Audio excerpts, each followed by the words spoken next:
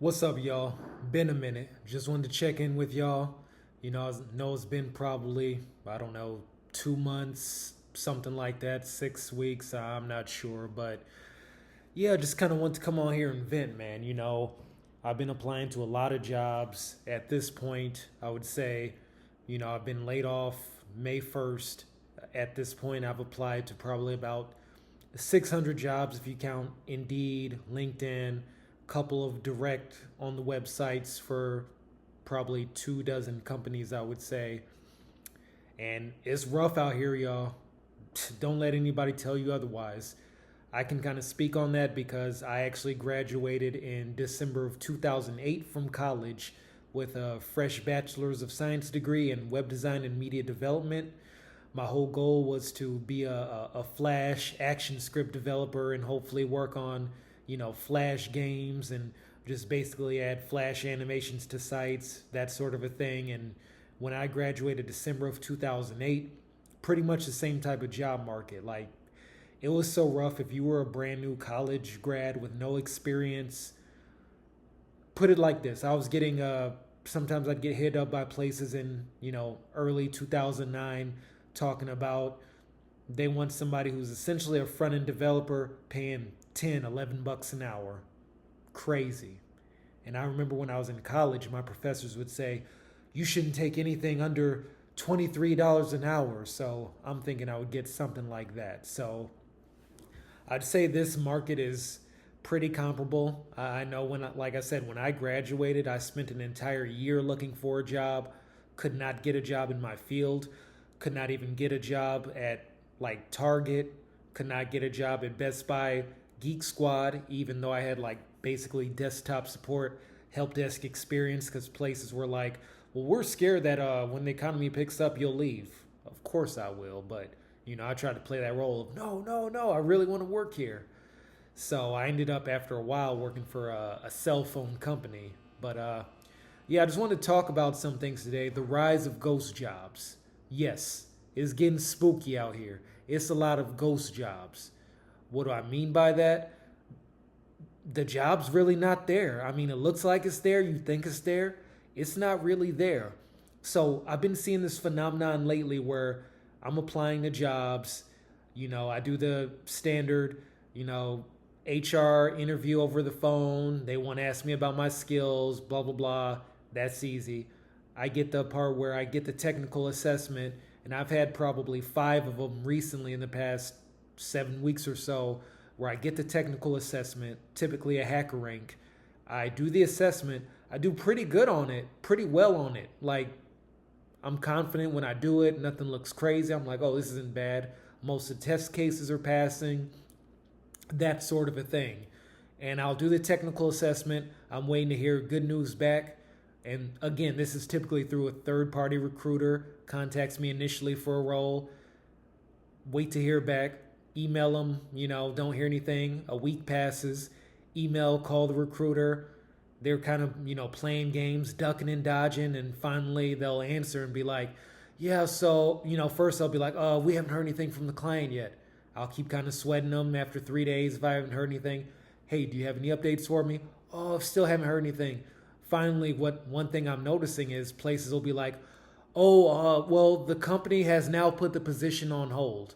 So the first 3 times that happened, cool, I could sort of get that. They're like, the company, they thought they had the budget. Apparently they didn't, so the position's gone on hold. I can see that happening out of, a few companies, but I'm talking about like probably close to 10 companies at this point have had me jumping through hoops. I do the interview, I do the technical assessment, waiting for that next level, just be told the position's on hold. I'm gonna start calling out places too, so I don't even care anymore. So some company I want to say was called Brooksource. They told me they had a position with a company called FIS. It's a huge financial company. I actually used to work at Fiserv, and FIS was like their biggest competitor, so they're both in the same field. This Brooksource place contacts me, or yeah, a staffing agency contacts me, said FIS wants to bring on not one, not two, not three, but 4 React developers. So I'm like, cool, let's see what they talking about. I do the hacker rank, breeze through that. I'm feeling pretty good about it. 3 days pass, I don't hear anything. Contact the recruiter, nothing. Send another email 2 days after that. Call, leave a voicemail, nothing for another 3 days. Finally, I call the staffing agency's headquarters and ask, hey, I did this technical assessment about a week and a half ago. I have not been able to get in contact with that recruiter. I don't know if they're on PTO or what's going on. The front desk lady's like, I'll make sure I relay that message. Within 5 minutes, that recruiter calls me back. Oh, yeah, so FIS just decided to promote 4 internal candidates and use them for the role. And it's like, damn, I'm spending all this time wasting. Because when I do a technical assessment, I don't know about you guys, but I'm actually doing some prep work, studying, that sort of a thing. So it's taking time out of my day. And a lot of these technical assessments are an hour plus. And I'm studying probably 3 or 4 hours minimum to make sure I do well on it. So when I do these technical assessments just to be told that position's going on hold, it's like, hold up. So you got people applying, you sending people links to do technical assessments, but you don't even know if you have the budget for it. So a lot of these companies are playing games. So I just wanted to vent about that. So another thing I've been seeing is the okey doke, essentially, where, okay, so the company is actually hiring, they do have a position, but they've got some kind of crazy technical interview that is so difficult. Basically, it would be like a Amazon level, Fang level sort of developer would be the one who would excel on this, but the position pays like 140, 150K, way below what a typical Fang level engineer would make. So these companies are trying to get Fang level devs pretty much at crackhead prices. So I'm gonna call out another company, EOG Resources. They had a need for basically a React TypeScript role. So I applied for that. It says, the typical stuff. Want somebody with 2 years TypeScript experience, somebody with 3 years React experience, somebody familiar with Azure Cloud. I'm like, okay, cool. I've got all that. This should be a pretty, solid thing that I can apply for. Apply for the job. They send me the HackerRank link. I get the HackerRank. It's 5 questions, 165 minutes. I'm like, wow, that's a lot of time. Open the HackerRank, and we are talking about insane algo questions. Nothing with React, nothing with TypeScript. Literally crazy. Just when I say like these they're not even just straightforward algorithm questions. It's literally like 3 and 4 paragraphs explaining a scenario, like a traveler in this city does this. Actually, let me check my phone, see if I can find the exact question, because one of them I found, just to take, to use as an example, is just so insane. Yeah, here it is. So EOG Resources, looking for a senior React developer with 2 years of TypeScript. Send a HackerRank, 5 questions. Here's what all 5 look like. This was one of my questions.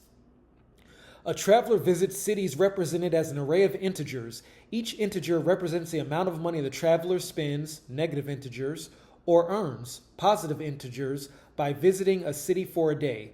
The traveler starts from the 0th city and has a destination at the into the 1th city.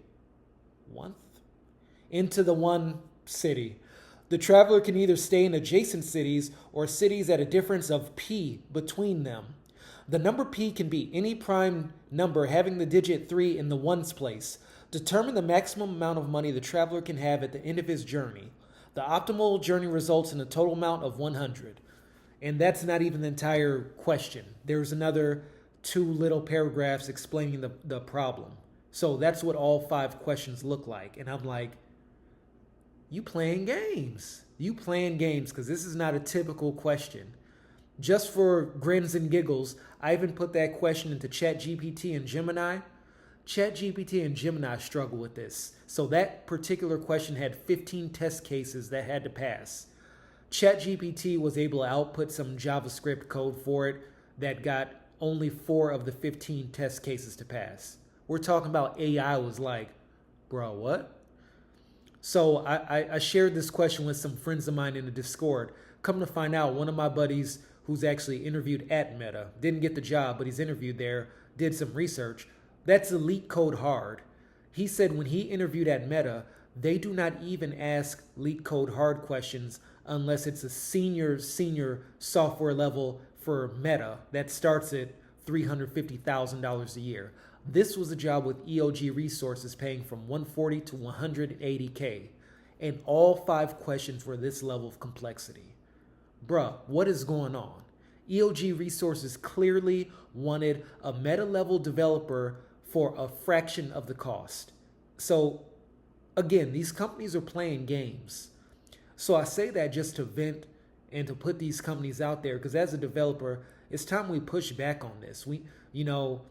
Obviously, a lot of us need jobs and stuff. I'm tired of the jumping through the hoops. You know what I'm saying?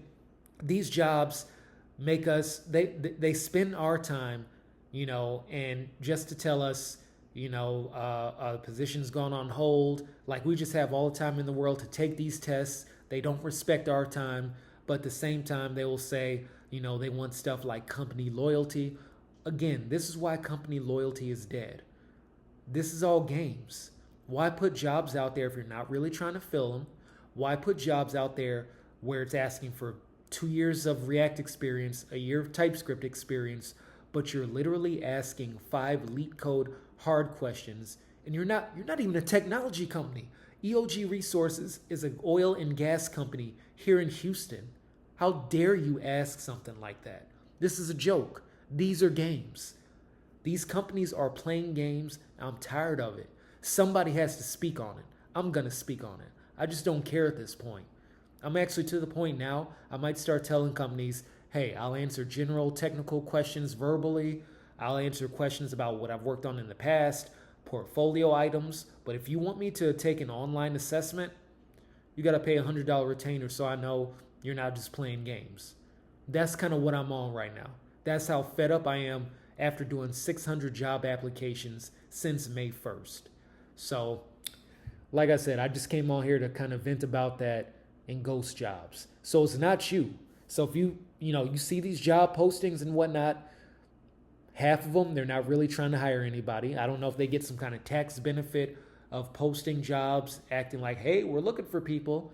And then the other half, like I said, they're looking for somebody who is a superb thing level engineer that they can pay 40% of the salary to. So be aware, it is what it is. It's kind of just what the market is right now. But, I just wanted to tap in with y'all. It's been a while, so I haven't forgot about y'all. I'm going to try to get back on here more regularly. I got the time on my hands, So, hope all is well with you guys. And, stay safe out there. Real spooky right now. Hope you guys are doing better than me. I'll holla at y'all.